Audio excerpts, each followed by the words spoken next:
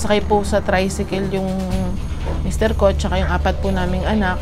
Tapos po nakasunod po ako ng single. Medyo malapit na po kami sa bahay namin. May nakasalubong po na single yung asawa ko. Hindi ko po kasi talaga nakita yung mismong pagsalpukan eh. Kasi napatingin na lang po ako sa kanila nung narinig ko po yung malakas po na pok, ganun po.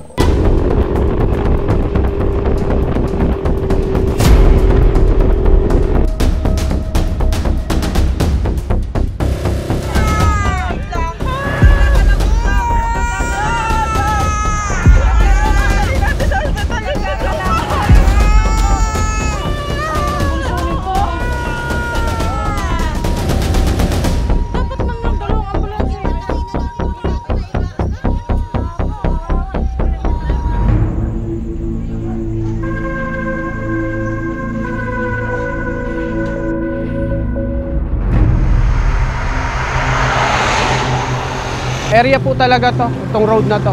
Madalas po ang aksidente rito.